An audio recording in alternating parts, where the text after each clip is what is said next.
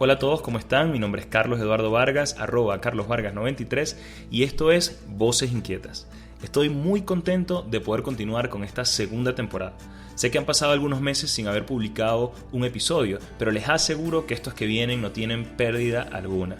Pero para aquellos que todavía no han escuchado los episodios 11, 12 y 13 de esta segunda temporada, les recomiendo que vayan corriendo a ideasinquietas.org o a la plataforma donde estén escuchando este podcast y busquen allí episodio 11, 12 y 13 de Voces Inquietas. En esa oportunidad tuvimos la dicha de conversar con dos expresidentes como lo son Andrés Pastrana de Colombia y Tuto Quiroga de Bolivia, pero además también con nada más y nada menos que el secretario general de la Organización de Estados Americanos, Luis Almagro Lemes. Si les gusta la innovación ciudadana, la innovación política y en general las inquietudes, les recomiendo que escuchen esos episodios. Pero vamos entonces con este episodio número 14.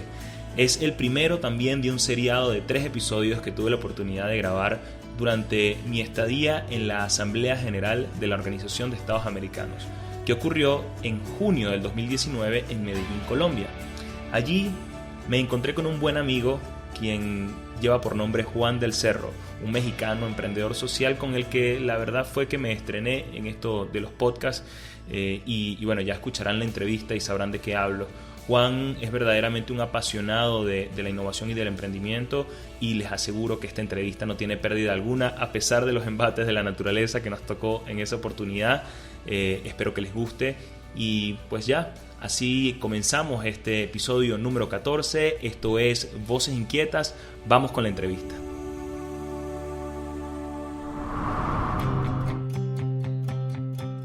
Pues me encuentro aquí con Juan del Cerro. Juan es un amigo que conocí precisamente por un podcast que tiene. Yo normalmente pregunto si son sus primeros podcasts a las personas que entrevisto, pero a Juan todo lo contrario. Sé que, bueno, ahorita hablaremos un poco de cómo nació todo eso, pero Juan del Cerro es un emprendedor social mexicano que ha venido construyendo una red interesantísima y valiosísima de emprendimiento social a nivel inclusive latinoamericano, y me honra poderlo tener en este podcast. Juan, así como Moisés y como Aura, estuvo en el foro interamericano que organizamos acá en Medellín. Juan, gracias por estar aquí. Para mí es un honor porque además, como yo te lo dije también en una oportunidad, comencé este podcast un poco inspirado por Disruptivo, así que bueno, muy feliz de estar aquí contigo.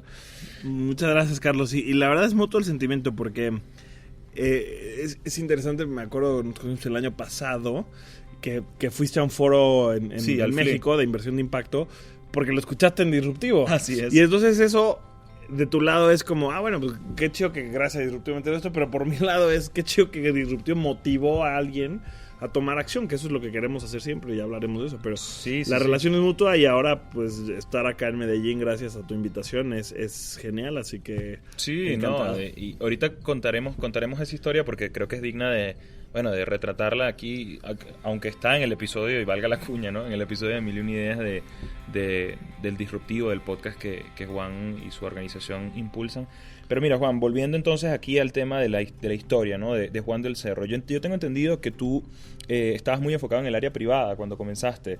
Estudiaste, no recuerdo si fue administración de empresas o algo por el estilo, y además también eras como un fan, o eres un fan de toda el área como de arte, como el tema de ciencia ficción, etcétera. ¿Cómo pasa entonces, la primera pregunta obvia, cómo pasa Juan del Cerro de ser un empresario o en búsqueda de ser un empresario y además relacionado al tema de la ciencia ficción, a ser hoy y disculpa que lo diga, ¿no? Pero un gurú del emprendimiento social a nivel latinoamericano, ¿no? ¿Cómo hace esa transición? Pues mira, es una historia con muchas capas. Voy a tratar de no irme tan lejos. En realidad si te vas atrás en mi historia, si te vas al momento de iniciar la carrera, la verdad, jamás hubiera adivinado que iba a estar en este lugar. Porque, punto número 1, yo no quería ser empresario, yo me quería dedicar al cine. O sea, el cine ha sido una de mis pasiones desde chico. Me acuerdo que desde la secundaria empecé a decir que me quería dedicar al cine. Pero pues estamos hablando del 2000, no sé, salí de la prepa en el 2005. Antes de la fama de Iñárritu y Cuarón y del Toro y de Gael y de Diego y de donde evidentemente no era una carrera o una industria en la que pues tus papás, si les dijeras, oye, me quiero dedicar al cine, te dijeran, por supuesto, vas. Sobre todo, al menos en lo particular, en mi familia, que es una familia más bien de gente que ha tenido sus propias empresas y demás. Mi abuelo quería que yo fuera banquero, yo me hubiera sacado los ojos con una cuchara. A menos que fuese Juno, ¿no? Bueno, claro, ahora lo veríamos así. Claro. Pero bueno, entonces, en esta como disyuntiva de que yo me quería dedicar al tema del entretenimiento, al cine, pero por otro lado mi familia pues, o sea, me influenciaba hacia otro lado, decidí estudiar negocios internacionales. Súper random, me costó muchísimo trabajo la carrera. Siempre me cuestionaba semestre a semestre si era la carrera correcta, me quería cambiar a comunicación o a marketing o a algo más alineado a mis intereses, pero por otro lado me sentía seguro en estas carreras. Me acabé cambiando de negocios internacionales a administración de empresas, más que nada con la visión no de crear mi propia empresa, pero como de decir, bueno, mira, en la industria del entretenimiento, en el cine, no solo se necesitan directores, ¿no? También se necesitan productores, se necesita gente de negocios que haga que funcione. Entonces eso era mi... Como ser parte de la industria. Exacto, digamos. Como esa era parte de mi interés, me llevó, y es parte importante de mi historia, me llevó a trabajar en la estación de radio de mi universidad, porque no había un club de cine, no había algo que se le pareciera, pero había una estación de radio. Entonces estudiaba administración de empresas y trabajaba en mi tiempo libre, al menos los primeros 4 años de la carrera, en la estación de radio. Entonces era como el bicho raro, porque tenía del lado de la carrera el bicho raro, porque pues mi tiempo libre lo pasaba en una estación de radio en lugar de pasarlo jugando dominó con mis amigos. Y en la estación de radio era el bicho también raro, porque era el único que estudiaba administración y no comunicación. Entonces fueron como dos partes interesantes del inicio de mi carrera. Ahora bien, pasó algo pivotal en mi vida a la mitad de la universidad, porque me invitaron a participar en la construcción de viviendas en comunidades en condiciones de extrema pobreza. Un amigo me dijo que fuéramos un fin de semana de voluntarios con una organización que se llama se llamaba Un Techo para mi País, ahora es más bien conocida como Techo en América Latina. Y fui un fin de semana muy cerca de mi casa, 1 hora y media de mi casa, a construir casas en una comunidad en condiciones de pobreza. Y ese fin de semana me cambió la vida. Yo siempre digo que yo iba con una actitud de, bueno, pues vamos a ver, nunca he hecho algo así. Había hecho servicio social, pero no tan hands-on. No me gustaba acampar, no me gustaba dormir en sleeping bag, no me gustaban esas cosas. Pero dije, mira, quiero hacer algo social, vamos. Y si no me gusta, el domingo estoy en mi casa, de regreso y ya está, ya cumplí. Fue tan fuerte esa experiencia para mí que me cambió totalmente. Dejé la estación de radio, dejé el tema del entretenimiento y decidí dedicarme al área social. Estuve 6 años trabajando en esta organización, en Techo. Empecé como voluntario, fui del área de comunicación, del área de recaudación de fondos, luego fui director de recaudación de fondos. Estuve 3 años como director general de la oficina de Techo en México, y después de ahí me fui a Estados Unidos a abrir una oficina de recaudación de fondos. Entonces seguía combinando como esta parte de lo social que me apasionaba con las habilidades de administración y de negocios que había adquirido en la universidad.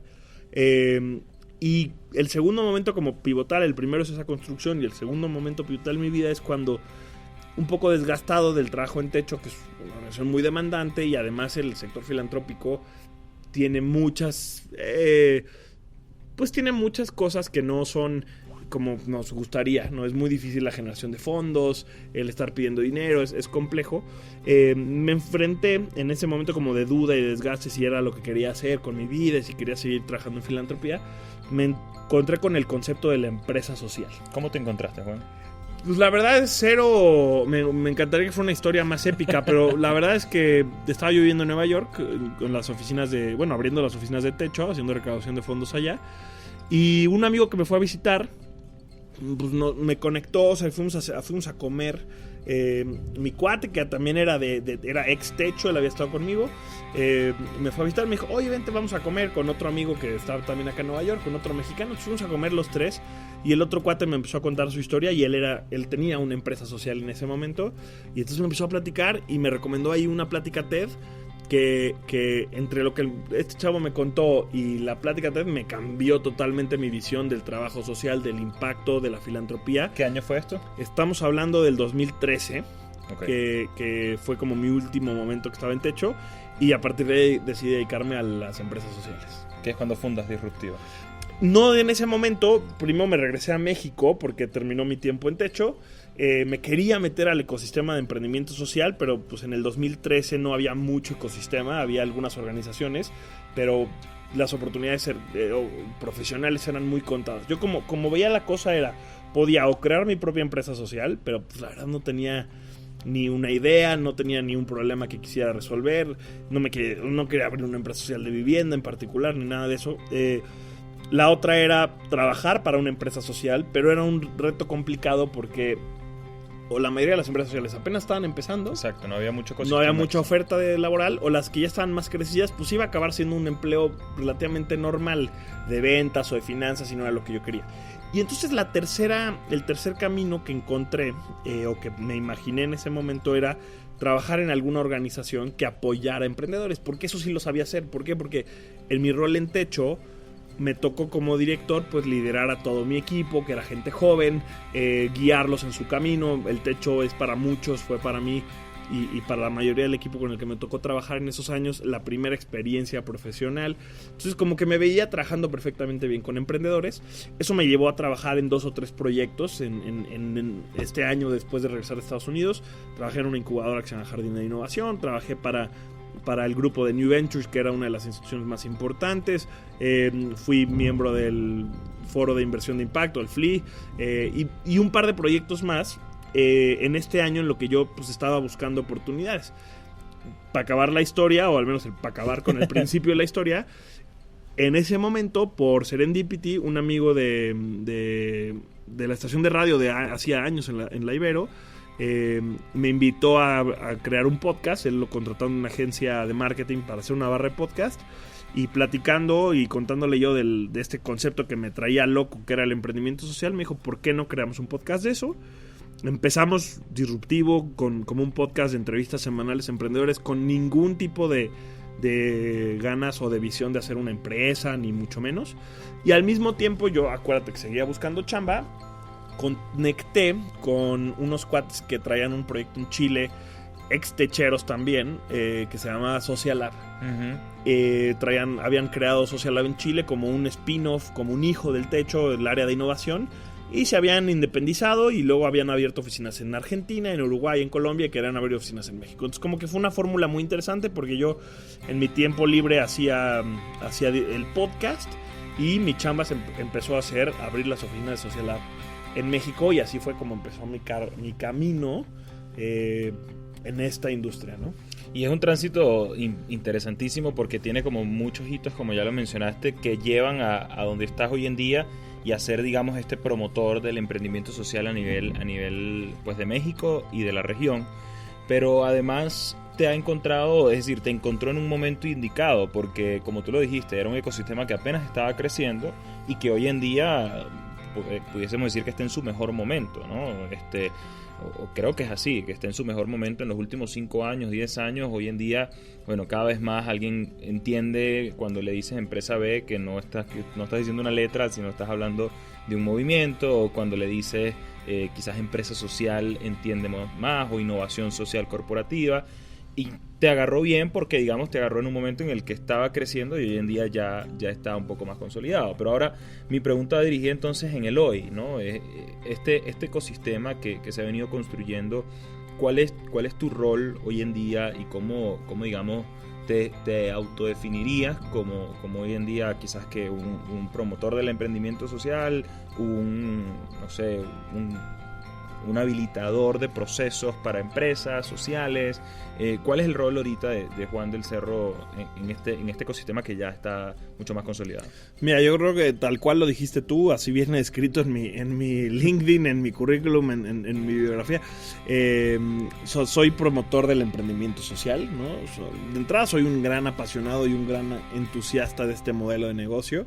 Combina mucho de los dos mundos que yo viví, la parte administrativa, la parte del negocio que estudié, que mi familia trae como ahí un legado, y por otro lado con mi pasión por el tema social.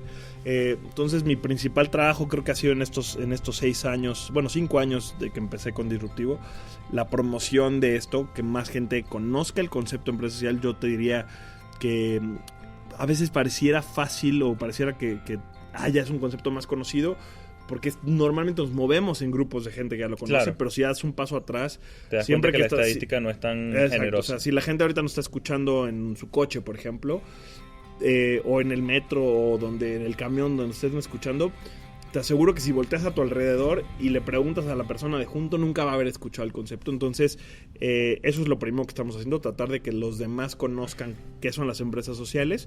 Y de ahí, en la evolución de mi trabajo con Social Lab, con Disruptivo, hemos ido creando otras herramientas, no nada más para que la gente conozca qué es el emprendimiento social, sino también, como tú hiciste en el FLI hace unos años, te motives a tomar acción, a involucrarte de alguna manera, y que luego puedas encontrar las herramientas para empezar. Entonces es curioso porque yo, Juan, me considero el promotor del emprendimiento, o un promotor del emprendimiento social, pero creo que mi empresa se ha convertido, y yo lo digo así, como el primer kilómetro del maratón de la creación de una empresa social, ¿no? Hay instituciones que ya luego hacen toda la demás chamba, hay instituciones que te consiguen capital, que te ayudan a escalar, que te ayudan cuando ya tienes la empresa funcionando. Tú, digamos, como trabajamos al despiertas principio. un poco como Exacto. la intención, y luego esa intención se convierte en, digamos, se encuentra con otras iniciativas que ya están pasando y que ya están colaborando, exacto, para que sea más fuerte el ecosistema. Ahora, en una cápsula, Juan además tiene un libro que, valga la publicidad acá en el podcast, que se llama ¿Qué es el emprendimiento social? Y bueno, esa es la pregunta entonces que vamos a hacerle brevemente, porque quizás, como tú lo dijiste, aun y cuando están escuchando este podcast, que se trata sobre desarrollo sostenible, que tocamos estos temas, no solamente en Voces Inquietas, sino en, digamos, su mamá, por así decirlo, que es Ideas Inquietas, que es todo este universo, a lo mejor no lo saben o no lo entienden a profundidad. ¿Cómo lo dirías en pocas palabras qué es el emprendimiento social o qué es las empresas sociales? Mira, la forma más fácil de explicar lo que he encontrado en estos años es: el emprendimiento social es la creación de empresas con todas las letras, con fines de lucro, con la venta de productos y servicios, con finanzas, con marketing. Pero estas empresas tienen como principal objetivo resolver una problemática social. A ver, por ahí la madre naturaleza no para y no sé si se oigan mucho los truenos. Lo voy a repetir por si las moscas. Uh-huh. Mira, la forma más fácil, la más sencilla que he encontrado de definir qué es el emprendimiento social es la creación de empresas con todas sus letras, con ventas de productos y servicios, con generación de utilidades, con marketing, finanzas, recursos humanos, como cualquier otra empresa en el mundo. La diferencia más importante es que, en lugar de que su principal objetivo, su último objetivo sea la generación de utilidades, en realidad el objetivo de una empresa social es resolver una problemática social o medioambiental, especialmente enfocados en grupos vulnerables. Entonces, no quiere decir que tu empresa no vaya a generar lucro. O sea, sí, el lucro es parte de él para que seas económicamente sostenible, para que puedas crecer, pero no es el objetivo número 1, es el objetivo número 2, si lo quieres ver de esa manera, ¿no? Otra forma quizá un poquito más fácil de entenderla también es un nuevo modelo de negocio que combina los mejores elementos de los negocios y de la filantropía. Así es. Porque al final del día, dependiendo, yo vengo de la parte filantrópica, entonces para mí el emprendimiento social es una evolución de la filantropía. Para decir, las organizaciones de la sociedad civil muchas veces no logran ser económicamente sustentables, pues ¿por qué no pensar en un modelo de empresa social? Pero obviamente, si vienes desde el mundo de los negocios, pues quizá es una evolución distinta de un negocio a... vamos a dejar que pase el... No, igual no se escucha tanto en el podcast, porque okay. ahí tendremos a nuestro editor estrella, Moisés Nada. Moisés, te mandamos un abrazo y gracias por este trabajo maravilloso, que yo sé que es una chinga. Así es. Y bueno, si vienes desde ahora entiendo que si vienes desde el mundo de las empresas, pues quizás se entiende distinto, ¿no? La empresa social se vuelve una evolución, no de la filantropía, sino también es una evolución de la empresa, que ya no es sostenible, que hoy las empresas solo ganen dinero. ¿Por qué? Porque tenemos tales problemas sociales en nuestro mundo, que necesitamos que las empresas den más de sí. Ni siquiera desde el punto de vista del consumidor, que ya está demandando que la empresa le dé un producto que sí le sea funcional, pero que también de alguna manera contribuya con el medio ambiente o contribuye con una causa social, caso Inditex, por ejemplo, o tantas otras empresas que han migrado a modelos un poco más sostenibles, ¿no? Ahora, Juan, nos vamos a entrar ahora con este tema a algo más denso quizás, y yo te lo mencionaba antes. Esta segunda temporada tiene mucho que ver con el tema de innovación política, y por supuesto tú eres un experto en el tema de innovación social, pero quisiera que tocáramos el tema desde una óptica que a lo mejor no hemos conversado antes y quisiera como escuchar tu opinión al respecto, y se trata de, bueno, al final del día está bien, estás dentro de un sector que ni siquiera sabría cuál decir, pero digamos que estás dentro del sector privado, ¿no? Uh-huh. Porque estás dentro del sector privado y estás generando una empresa, pero tienes un propósito social. Entonces, eso te hace un poco también tercer sector, ¿no? Inclusive se ha hablado del cuarto sector. Del cuarto sector. Pero, entonces ahí yo me pregunto, bueno, pero si de alguna manera tú estás solucionando una problemática social, y cuando hablamos del tema político, en letra con P mayúscula, como dicen también algunos académicos, estamos hablando de los problemas que no son comunes. Y al final, por ejemplo, el transporte, la salud,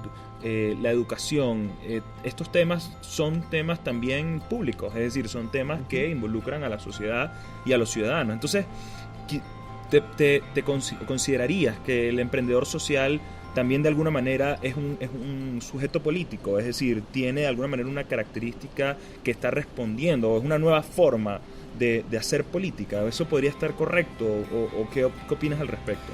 Me gusta mucho la pregunta. La verdad es que es una pregunta que no me habían hecho antes, y por eso me gusta, porque creo que podemos tener una discusión. Estoy muy acostumbrado a contar lo que ya te he contado, entonces claro, creo que acá podemos entrar en un tema también inexplorado para mí. Sí. Mira, yo creo que esa desde... es la idea, ¿no? No, encantado. Sí. Mira, yo creo que desde mi experiencia en Techo, en todo lo que hagas desde el punto de vista social, y todo lo que hagas con un enfoque en resolver alguna problemática de la sociedad, sin duda tiene un carácter político. Político, no partidista. Exactamente. O sea, creo que soy cero teórico y soy muy menso para ciertas cosas, pero sin querer entrar, porque ni me acordaría de la definición de lo que es la política, pero me parecería que la política va más allá del simple hecho de trabajar en gobierno o no. Me parece que más bien la política es qué hacemos para construir los países que queremos. Bueno, están escuchando una batalla campal en la naturaleza. Juan versus los rayos, a ver quién gana. No, pero interesantísimo lo que estás contando. Repitiendo un poquito, o sea, me parece que entendiendo la política, más allá de que si trabajas en gobierno o no, más bien la política desde el punto de vista de que si quieres construir país, tienes que hacer política, ¿no? Y entonces un acto de trabajo en impacto social se vuelve un acto político ajeno a los partidos, y yo creo que eso es algo importante. Creo que hay muchas aristas de las que podemos platicar acá. Uh-huh. Dentro de ellas, por ejemplo, cuál es la colaboración entre los emprendedores sociales y el gobierno, pero que no sean además una manera de digamos, sacar como rédito político, ¿no? Como decir, bueno, yo apoyo el emprendimiento social y luego entonces yo genero valor y por eso entonces soy un buen político, porque son dos cosas distintas, ¿no? Es decir, tú puedes ser un político partidista y estar generando valor, pero eso no quiere decir que cuando apoyas emprendimientos sociales entonces estás generando un impacto social positivo, no necesariamente, ¿no? Claro, que eso es lo que decía, o sea, como que ahí es donde te empiezas a meter en temas políticos de los que creo que a muchos no nos gusta hablar tanto, porque la política, o sea, si oye, pareciera que si hablas de política tienes que hablar de todas estas cosas positivas y negativas con las que conlleva el gobierno. Yo más bien, entonces, lo que me gustaría como, o al menos para terminar de responder esta primera pregunta, y de ahí ya podemos profundizar. Sí. Yo lo que diría es que en realidad todos los que somos ciudadanos de algún país, por ende todos, somos seres políticos. Así es. O sea, porque la verdad, y yo creo que eso es de hecho un cambio de paradigma que deberíamos de tener. Lo que tenemos que entender entonces es que nuestro día a día, las acciones que tomamos, las acciones que hacemos, las decisiones que tomamos, son actos políticos. O sea, si yo pago mis impuestos a tiempo, si pago mis servicios, si en mi empresa contrato a la gente de manera formal, si les pago buenos sueldos, si en la calle respeto las señales de tránsito, si no le doy mordida al policía, todo, o si se la doy, son actos políticos. Olvídate de que si votas o no votas, o sea, eres ciudadano el 100% de tu tiempo. Entonces, bajo ese entendimiento, por supuesto que los emprendedores sociales somos seres políticos. Claro. Y porque estamos con nuestra actividad profesional, no nada más con la personal como ciudadano, sino con la profesional, aportando a la construcción de cierto tipo de país. Algún valor agregado. Y me parece interesantísimo, y como tú lo dices, hay muchas aristas al respecto. Quisiera tocar solo una, porque obviamente el podcast no nos da para conversarlas todas, pero es algo que también he venido, digamos, pensando, y he compartido con muy pocas personas, con mi novia, cuando estamos en el carro. Bueno, ahora es Carlos contra los truenos. No sé si se estará escuchando en realidad tanto en el audio. ¿Una prueba o...? No hay ningún problema. Yo creo que eso se estará editando ahí. Moisés, te dejamos ese trabajo para que nos puedas apoyar. Pero lo que sí quería comentar era que una cosa que yo he pensado mucho sobre este tema de las empresas sociales y del tema de la inversión de impacto, que podemos hablar ahorita al respecto, y me gustaría escuchar un poco esa explicación for Dummies otra vez de Juan, pero esta vez de inversión de impacto, es, bueno, cómo esto puede inclusive ayudar al ejercicio, y de nuevo, no sabemos que no es tu área de expertise y no queremos meterte en eso, pero sí quisiera hacerte una pregunta que es, ¿cómo esto puede ayudar al ejercicio de los funcionarios públicos? Es decir, ¿cómo ves, Juan del Cerro, que por ejemplo dentro de 10 años o dentro de tan solo 5 años empiece un político mexicano a decir, bueno, mira, yo soy político, etcétera, pero además soy un emprendedor social, o además invierto en impacto? Y así es como yo genero mi capital para poder hacer política. ¿Me explico? Porque hay un tema, y entonces me meto aquí en un tema clave, que es, hay un tema que es de dónde saca el dinero los políticos. Entonces dicen, bueno, las empresas le pagan para que hagan cierto tipo de cosas que ellos quieren que hagan, etcétera. Y hay como mucha área gris en el tema de la financiación de la política. ¿Tú crees que el emprendimiento social o la inversión de impacto en un momento determinado, quizás no hoy, quizás no mañana, pero en el futuro, pueda ayudar a borrar un poco esa línea gris o esa área gris y de ser un poco más transparente y decir, bueno, la política encuentra ahora en el cuarto sector una herramienta para ser más transparente? Nunca había habido tantos truenos en Medellín hasta hoy, ¿verdad? No, pero yo creo que la conversación es tan interesante que estoy seguro que la gente va a continuar escuchando. Mira, te quiero contestar en dos niveles. O sea, creo que la respuesta es, por supuesto, que el emprendimiento social y la inversión de impacto, y ahorita definimos qué es la inversión de impacto, van a afectar y van a permear el tema político a dos niveles, ¿no? El primero es más idealista y es más intangible, que al final del día creo que una de las cosas que está cambiando el emprendimiento social, al menos a nivel del sector privado, y es el paradigma del éxito. Okay. Escuché una vez en una conferencia a Bernardo Toro, un colombiano que habla de manera increíble, y él decía que lo primero que tenemos que cambiar como sociedad para poder de verdad construir la sociedad que queremos, justa, ahora sostenible, ¿no? Es el paradigma del éxito. Hoy, ¿cuál es el paradigma del éxito más reconocido en el mundo? Claro, hacer más plata, digamos. El dinero. Y entonces, al final del día, se entiende, no que se acepte, pero se entiende por qué, independientemente de cuál sea tu sector, incluido el gobierno, quieras hacer más dinero, porque esa es la métrica del éxito. O sea, la gente... Sí. Que tiene actos corruptos, que roba dinero, no lo hace por supervivencia, eso es hasta cierto nivel, pero hay un punto en el que simplemente es para tener más, sí, para tener mejores coches, para tener más casas, para tener... más estatus, ¿Por qué? Digamos, porque más... el dinero es la métrica del éxito. Así es. Y entonces lo tenemos tan adentro de nosotros que la gente está dispuesta a brincarse la raya, ¿no? En términos de obtener más lana. Y pasa lo mismo con la empresa. O sea, siempre en mis conferencias toco esta frase de Milton Friedman, que es un economista de los 70s, que era muy reconocido. La tenemos ya medida aquí en Medellín. Sí, siempre comparto esta frase de Milton Friedman, que fue un economista de los 70s, que bueno, se convirtió en un dogma de los negocios, que la única responsabilidad social de las empresas es maximizar las utilidades para sus accionistas, ¿no? Esta forma de pensar, de hecho, es ley. O sea, en Estados Unidos, si tú no maximizas las utilidades de tus accionistas, te puedes ir a la cárcel, ¿no? O al menos te puedes meter en muchos problemas como CEO de una empresa. Entonces, el dinero es la métrica del éxito en los negocios, y eso permea el resto de la cultura.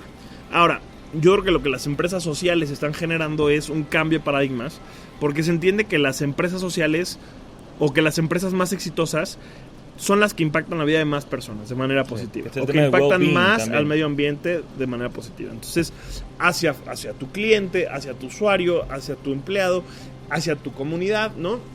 Entonces, si logramos cada vez que crezca más el emprendimiento social y este paradigma de éxito, y el día de mañana voltemos y admiremos a las empresas que están haciendo cosas positivas por la sociedad, por el medio ambiente, en lugar de a las empresas que ganan más dinero, el día que las listas de los empresarios más exitosos de Forbes no sean los que más dinero ganaron en el año, sino los que a más personas impactaron, yo creo, y siendo muy optimista, que eso va a empezar a permear el resto de la sociedad. Al final del día, digo, no creo que vaya a suceder de la noche a la mañana, claro, y quizá nunca le va a llegar a todos, pero sí creo que poco a poco este movimiento de las empresas B, las empresas sociales, la inversión de impacto, que básicamente es todo el capital que se invierte en no solamente empresas, sino en vehículos de generación de impacto, va a empezar a permear, y la gente, como consumidores, como ciudadanos, y ¿por qué no? Como políticos también, como servidores públicos, van a empezar a ver el éxito de una manera distinta. Y ya lo vemos, o sea, ya hay servidores públicos que hoy ven su éxito, su legado, como el impacto que generan. Entonces, sí. Y no todo viene de la empresa social, viene de muchos lugares, pero creo que es algo natural que va a pasar. Esa es la parte número 1. Ahora, la parte número 2, yéndonos a términos mucho más prácticos, concretos y hablando de negocios, si este sector de innovación social, de emprendimiento social, que es una de las muchas herramientas que existen, la inversión de impacto, que son todos, como decía, todos los instrumentos de capital que buscan generar impacto social y además un tipo de retorno, están creando, como se está viendo que es posible generar impacto y además un retorno económico, están incentivando la creación de modelos innovadores de inversión, de trabajo, de gestión, desde todos los sectores, desde lo público, desde lo social, desde lo privado. La empresa social es uno de esos instrumentos, ¿no? O sea, puedes crear una empresa que venda un producto o un servicio y además generar impacto, resuelva un problema, tenga retorno. Pero, por ejemplo, hay otras herramientas como los bonos de impacto, ¿no? Así es, los bonos de impacto son un tipo de herramienta de inversión que hace el gobierno con organismos internacionales, organizaciones de la sociedad civil, sector privado, en el que el gobierno paga por resultados, ¿no? Entonces, no soy experto en el tema de bonos de impacto, entonces no puedo profundizar demasiado, pero básicamente es, en lugar de que el gobierno esté dando fondos a fondo perdido, ¿no? El gobierno se apoya con instituciones de capital para que esas instituciones inviertan en algún proyecto. Puede ser de infraestructura, puede ser de, no sé, de servicios sociales, lo que sea. Uh-huh. Y en la medida que tengan los resultados correctos, el gobierno paga. Sí, como un beneficio. Exacto, aunque que le paga a los inversionistas. Y ellos cubren el riesgo, además, ¿no? Exactamente. Entonces, es, por ejemplo, una forma innovadora en la que el gobierno está participando en este nuevo sector. Entonces, y esa es una de las primeras. El sector de inversión de impacto es un sector muy joven. O sea, el concepto de la empresa social, moderno al menos, porque luego en mis redes sociales me dice la gente, eso ya existía desde Jerusalén. Bueno, sí, pero al menos en la modernidad. Exacto. El concepto de la empresa social nace en los finales de los 70s, con lo que ya mencionabas antes de Yunus, con el Banco de los Pobres, y la inversión de impacto viene después, viene en los 90s, y su auge está siendo... una industria muy reciente. Exacto, su auge está empezando ahorita.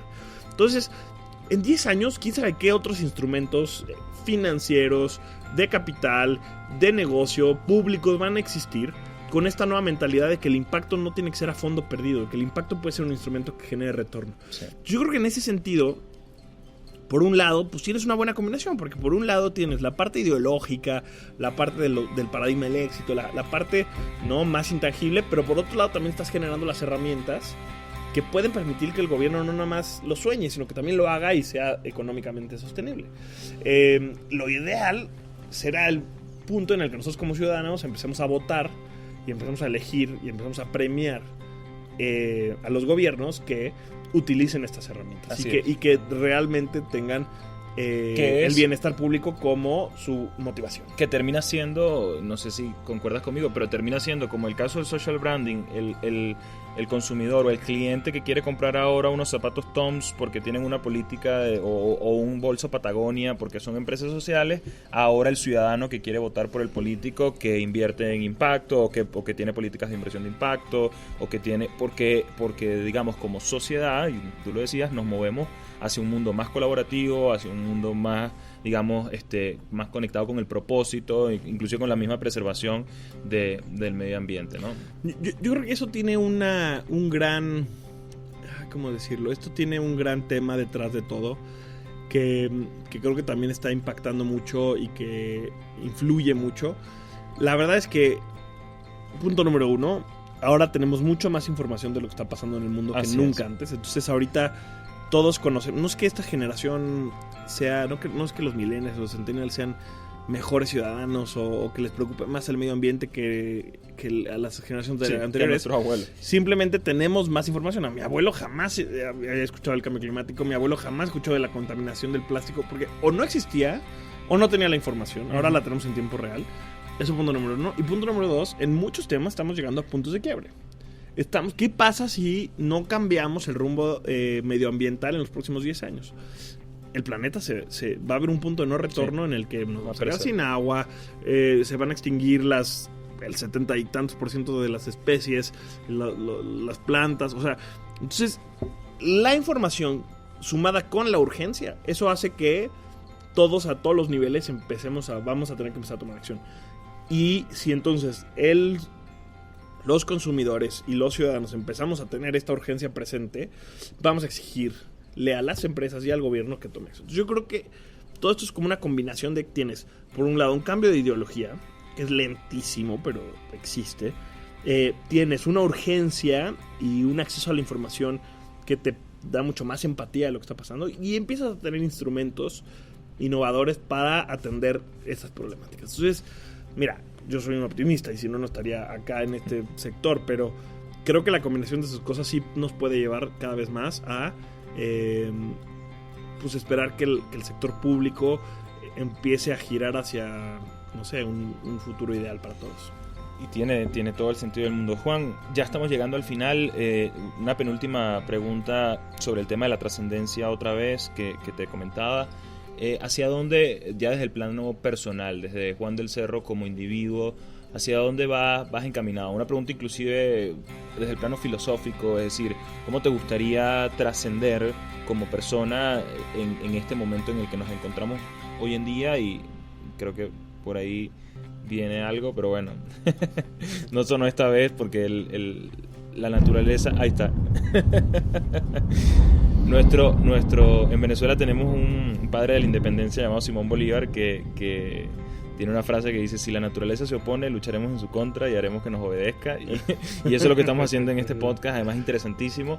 Pero no, te preguntaba es desde el plano de la trascendencia, desde hacia dónde quieres no solamente ser recordado, sino significar en el mundo, como, de nuevo, disculpa lo filosófico, pero... No, me encanta. Uh-huh. Mira, yo creo que, o sea, primero lo general y luego algo muy particular. Yo creo que cuando estuve trabajando en estas comunidades en condiciones de pobreza, de lo que hablaba al principio, me di cuenta de lo afortunado que soy como persona. O sea, más allá de una formación religiosa o no, yo he tenido toda mi vida. O sea, yo creo que si vives hoy si vives el día de hoy en esta sociedad y tuviste educación hasta la universidad, ya nada más, por ejemplo, en México, que asumo que los números van a ser similares en América Latina, si fuiste a la universidad, eres parte del 11% de la población. O sea, 11% de la gente va a la universidad.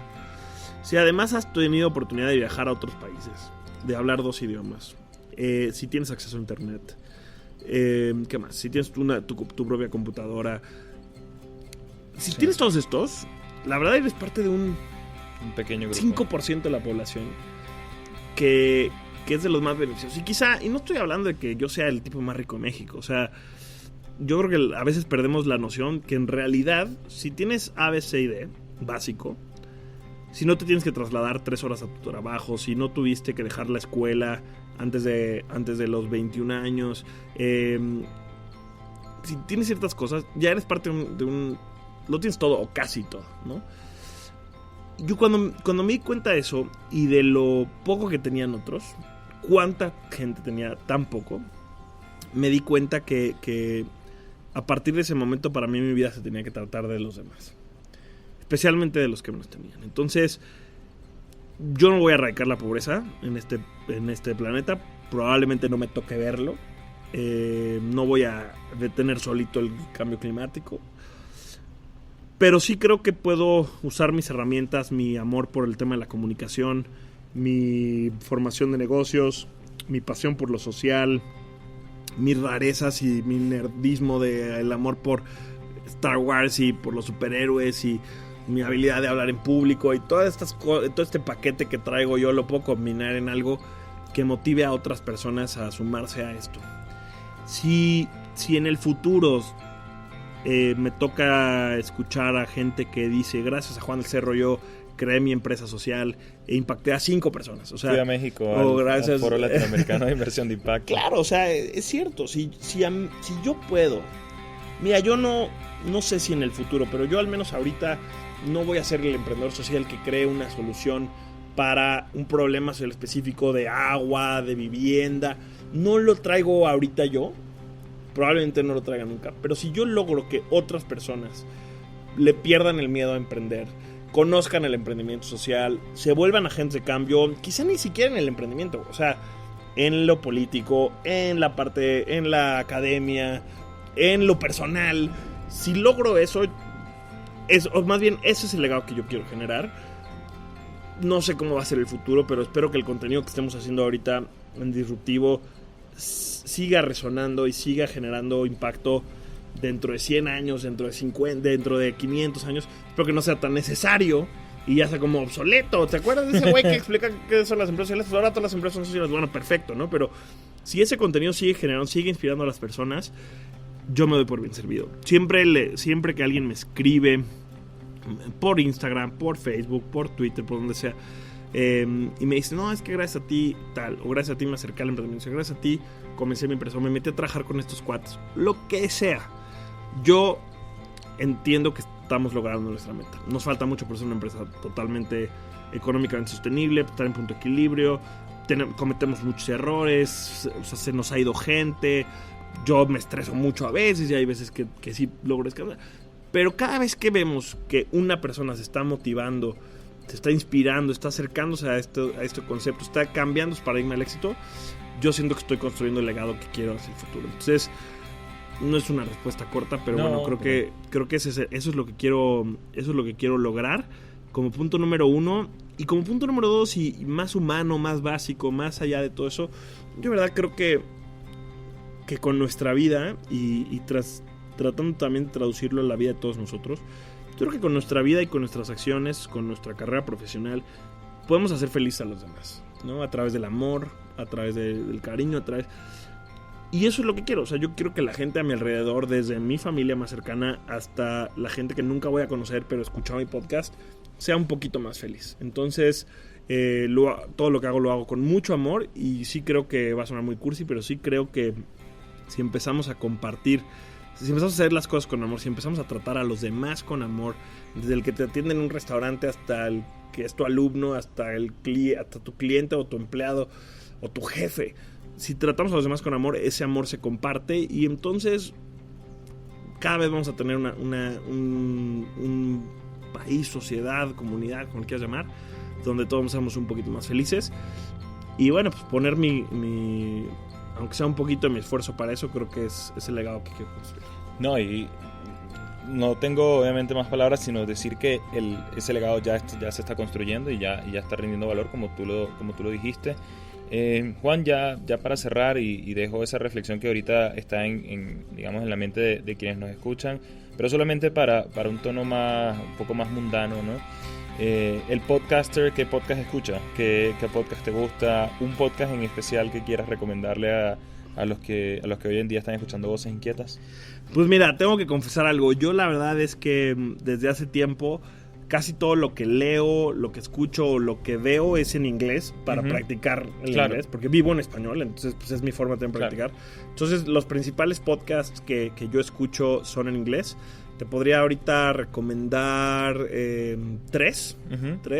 Uno que se llama The Gary V Audio Experience. Gary Vaynerchuk es un gurú. Él sí es un gurú, yo no. O sea, él sí es un gurú de la parte de social media, de la parte como de marketing, de la parte de negocios, que además es muy motivador en su forma de hacerlo, y tiene una energía muy sincero. Exacto. Entonces, le recomendaría que se fueran hasta sus primeros podcasts, o al menos esta primera parte de su podcast, que sus primeros 200 episodios que eran como preguntas y respuestas, ya que le agarras la onda a quién te puedes ir más hacia adelante.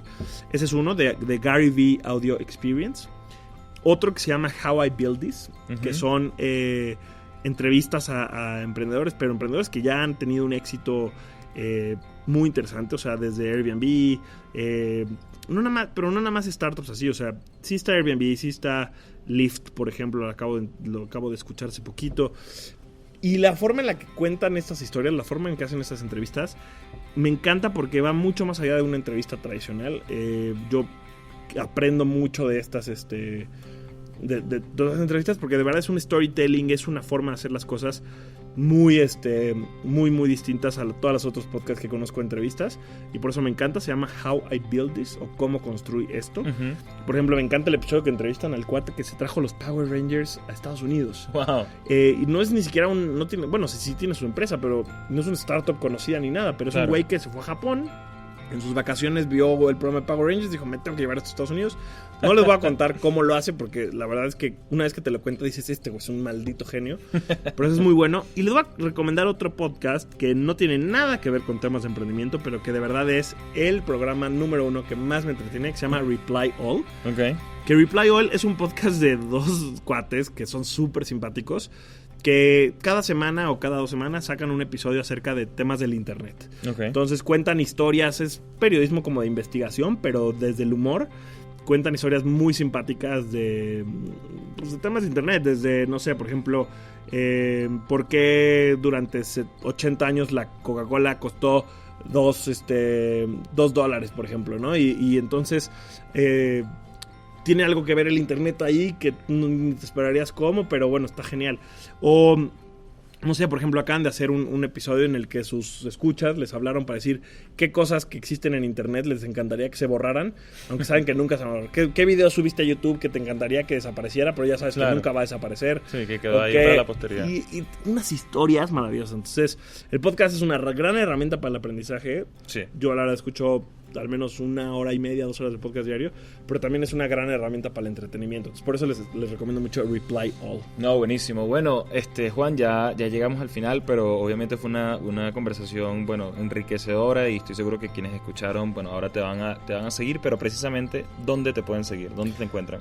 Claro, miren, yo he hecho lo más fácil posible, o he tratado de hacer lo más fácil posible el encontrarme en línea. Excelente. Estoy en todos lados como @delcerrojuan, en Instagram, en Facebook, tengo una página un Facebook page, en LinkedIn, sobre todo, es de las plataformas en las que estoy más fuerte ahorita. En Twitter también, estoy retomando Twitter porque lo dejé un rato y ahora estoy reviviéndolo. Okay. Entonces, @delcerrojuan, y por supuesto también en @disruptivo en todos los medios estamos, generamos mucho contenido. Yo en mis redes hablo más de mi camino personal como emprendedor, obviamente tocando temas de emprendimiento social, pero bueno, el medio hardcore de emprendimiento social, con historias, con role models, con herramientas de emprendimiento, es Disruptivo, y estamos en todos los medios como @disruptivo TV. Y puedo decir por experiencia que es muy buen podcast, muy inspirador. Bueno, no en balde me llevó al Foro Latinoamericano de Inversión de Impacto. Solo para contarles esa breve historia, estaba escuchando el podcast de Disruptivo hace como 1 año y medio, y en uno de esos episodios que me puse a buscar, estaba la gente de New Ventures Group, que además Juan trabajó allí, pero él entrevistaba a uno de sus fundadores que llevaba a cabo un evento en México. Y bueno, una cosa llevó a la otra, me encantó el concepto de inversión de impacto, empecé a buscar cómo poder acercarme a ese foro latinoamericano de inversión de impacto, y pude ir en febrero del año pasado. Conocí a Juan por allá antes de sacar la primera temporada de Voces Inquietas, y el resto es historia. Aquí estamos. Este fue @delcerrojuan, Juan del Cerro, en Voces Inquietas. ¡Venga!